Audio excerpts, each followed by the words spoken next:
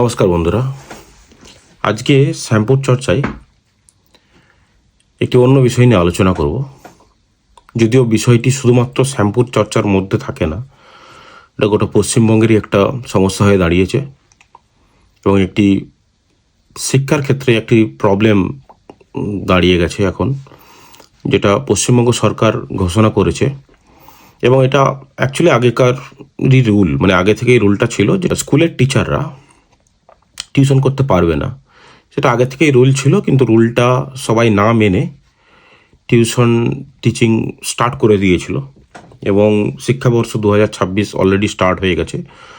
তারপর সরকার পরিবর্তন হয়েছে এবং নতুন যে সরকার এসেছে তারা নিয়মটাকে সঠিকভাবে লাগু করার জন্যই আলাদাভাবে ঘোষণা করেছে যে কোনো স্কুল শিক্ষক টিউশন টিচিং করতে পারবেন না। রুলটা আগে থেকেই ছিল, এই সরকার শুধু সেটাকে মানার জন্য নির্দেশিকা জারি করেছে। কিন্তু বর্তমানে যে সমস্যাটা দেখা দিয়েছে সেটা হচ্ছে যে সমস্ত স্টুডেন্ট তারা তাদের টিউশন স্টার্ট করে দিয়েছে অলরেডি 2026-এ, এবং অনেক স্কুল শিক্ষকের কাছেই পড়তে যাচ্ছে। কিন্তু এই অবস্থায় এখন জুন মাস, বছরের মাঝামাঝিতে আছি আমরা, কিন্তু এই অবস্থায় যদি হঠাৎ করে টিউশন ছেড়ে দিতে হয় একটা স্কুল টিচারের কাছ থেকে, তাহলে নতুন টিউশন টিচার খুঁজে পাওয়া এবং তার সঙ্গে অ্যাডজাস্ট করে বাকি বছরটা কাটানো, সেটা একটা প্রবলেমের মধ্যে পড়তে হবে এবং পড়তে হচ্ছে। এবং আমি শ্যামপুর নিউজের একটা খবরে দেখলাম যে শ্যামপুরের অনেক মায়েরা এবং স্টুডেন্টরা একটা বার্তা দিচ্ছে এবং এটা জেনুইন একটা প্রবলেম। এবং আমার কাছেও এই প্রবলেমটা অনেকে মেসেজ করে, হোয়াটসঅ্যাপ করে, ফেসবুকে মেসেজ করে আমাকে জানিয়েছে, দাদা এটা নিয়ে একটু কিছু বলুন। এবং এটা জেনুইন প্রবলেম, মানে এই প্রবলেমটা হঠাৎ মানে বছরের মাঝখানে এসে সলভ করা যাবে না।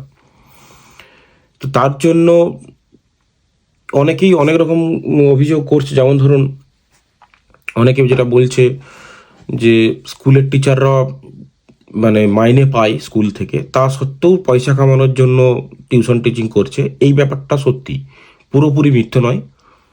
কিন্তু এর পাশাপাশি অনেক টিচার আছে স্কুলের যারা খুবই মানে এক্সট্রিমলি ভালো টিচার। সেই টিচারকে ভালোভাবে ইউজ করা হয় না। স্কুলে যতটুকু সময় আছে তারা দেন, তাছাড়াও বাইরে এসে তারা তাদের শিক্ষাটা দেন।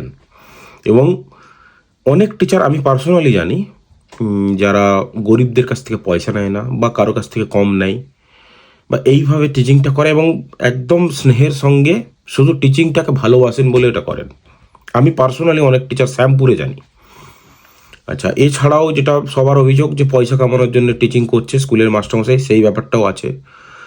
আবার ধরুন যারা প্রাইভেট টিচার টিউশন টিচার, স্কুলে কোনো টিচিং করে না, এরকম অনেক ভালো টিচার আছে শ্যামপুরে।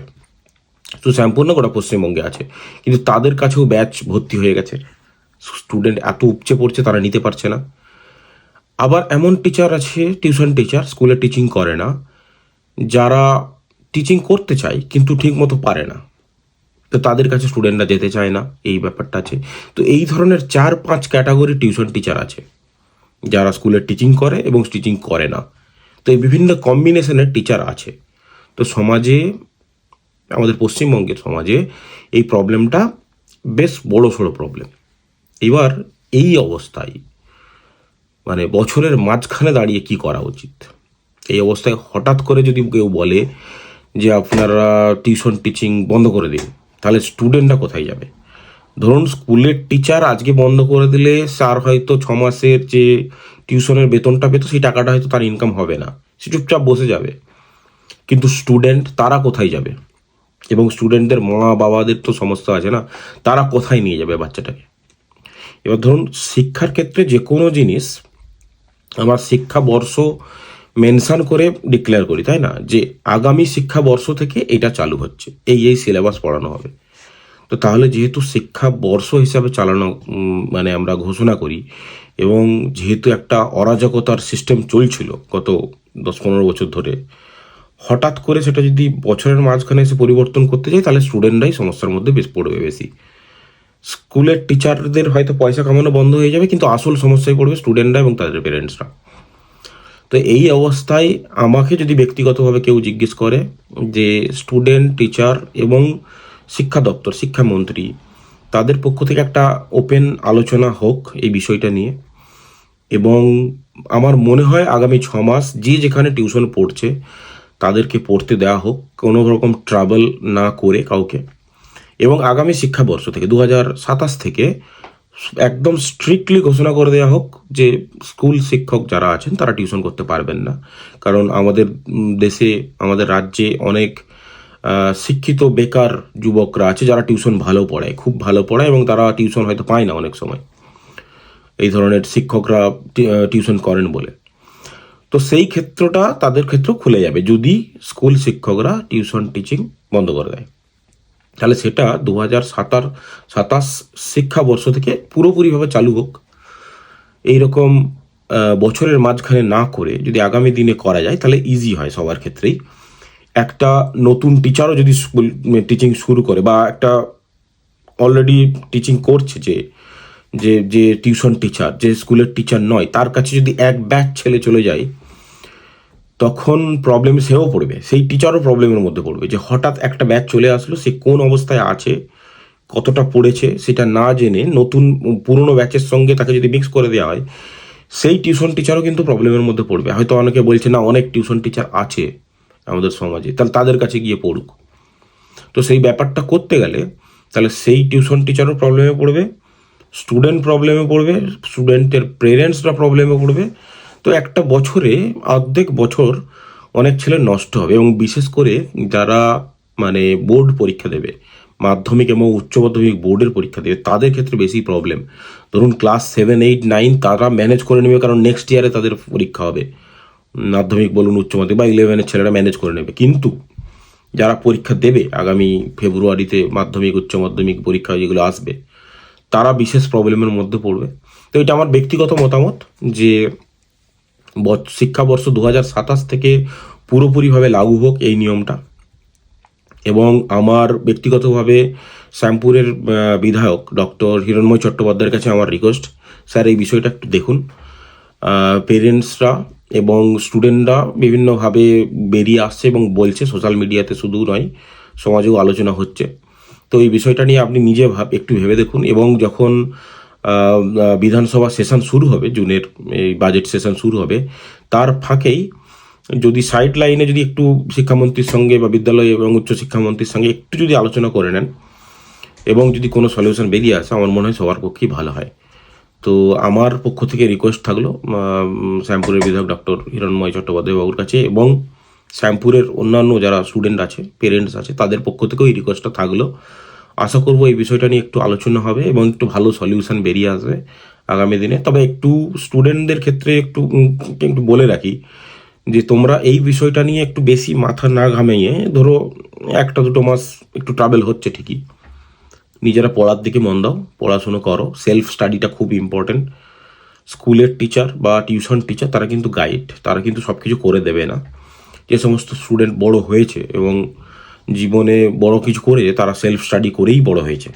তো সেলফ স্টাডিতে একটু বেশি করে মন দাও, বইপত্র বেশি করে পড়ো, নিজেরা প্র্যাকটিস করো। টিচাররা, স্কুলের টিচারও যদি টিউশন করতে না পারে আগামী দিনে, একটু এক্সট্রা টাইম নিয়ে যাও তাদের কাছে, গিয়ে স্যারের কাছে দেখে আসো যে স্যার এটা একটু দেখিয়ে দিন, বা এই অঙ্কটা আটকে যাচ্ছে। আমি নিজে জানি যে অনেক টিচার আছেন স্কুলের যাদেরকে সঠিকভাবে ইউজ করা হয় না। মানে 45 মিনিটের মধ্যে ধরুন 5 মিনিট আসতেই কেটে যায়, 35 মিনিট হাতে থাকে, প্রেজেন্ট করতে আরও 5 মিনিট লাগে। তাহলে 45 মিনিটের মধ্যে আলটিমেটলি 25 থেকে 30 মিনিট একটা টিচার পড়াতে পারে, কিন্তু ওই টিচারের দেওয়ার ক্ষমতা অনেক, স্টুডেন্টরা ওই সময়ের মধ্যে ঠিকঠাকভাবে পায় না। সেই জন্য টিউশনে গিয়েও অনেক টিচার মানে সেই গ্যাপটা পূরণ করে দেয়। একদম টোটাল আর্থিক দিকটাকে আমি বাদ দিয়েই বলছি, অনেক টিচার আছেন। আমি তো নিজে শ্যামপুর স্কুলের টিচারদেরকে চিনি, বা পুরো শ্যামপুর থানার অনেক টিচারের সঙ্গেই আমার পরিচিতি আছে। তো আমি সবাইকেই মানে সবার সার্ভিস আমি নিজে পার্সোনালি পেয়েছি স্টুডেন্ট হিসাবে, এবং এখনও তারা করছে। এবং আশা করব এই বিষয়টা, এই জটটা কেটে যাবে। এবং এই টিচারগুলো যাদেরকে আন্ডার ইউটিলাইজ করা হয়, মানে যারা আরও দিতে চায় এবং বিরক্ত হয় না, এমন টিচার আছে যে সারাদিন ম্যাথ চর্চাই করতে পারবে। তো তারা ওইটা নিয়েই পড়ে থাকে, শিক্ষকতা নিয়েই পড়ে আছে, এমন শিক্ষক, স্কুল শিক্ষক আছে। তো তাদেরকেও কীভাবে ভালোভাবে ইউটিলাইজ করা যায় আগামী দিনে, একদম প্রাইভেট টিউশনের মধ্যে ঠেলে না দিয়ে, তো সেটা নিয়েও সরকার আশা করি চিন্তাভাবনা করবে। আমাদের মধ্যেও কিছু চিন্তাভাবনা আছে, কেউ যদি নিতে চাই কোনো প্রবলেম নেই, আমরাও ডিসকাস করবো ওপেন, আমরা তো সোশ্যাল মিডিয়াতে বলতেই থাকি। এছাড়াও যেটা আগেই বললাম, বিধায়ক স্যারের কাছে এবং শিক্ষামন্ত্রীর কাছেও যদি পৌঁছায় বার্তা আমাদের বিভিন্ন মহল থেকে, তাহলে তেনারাও একটা চিন্তাভাবনার মধ্যে রাখবেন বিষয়টা, এবং একটা সলিউশন আসবে আশা করছি আগামী দিনে, এবং স্টুডেন্টদের পড়াশোনাতে বাধা হবে না।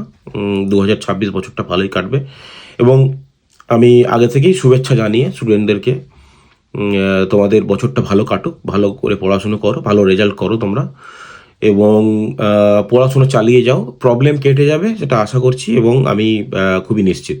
ধন্যবাদ, ভালো থাকবেন।